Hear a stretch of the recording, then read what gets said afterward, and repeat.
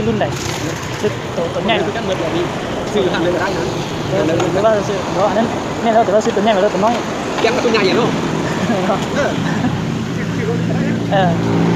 ปลาตายที่ไหนปลาตายลงไปแล้วโลนี่โลสาวเอาตัวโลได้แบบนี้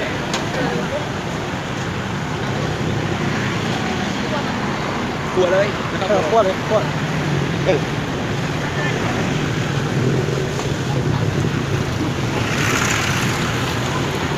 สบายนี่แหละ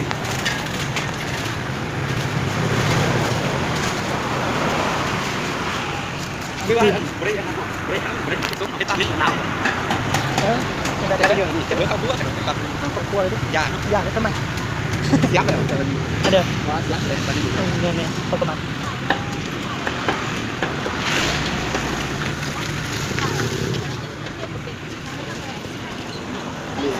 ตัวสามีโบเขากับว่า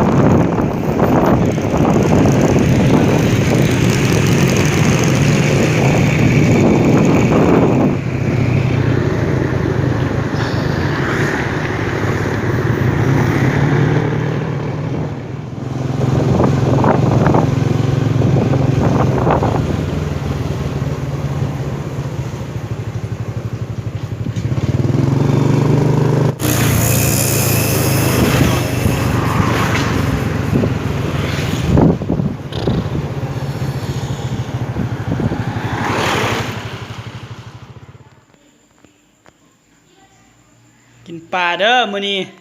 แกงปลาอัดเลยผักกับเบายอกแ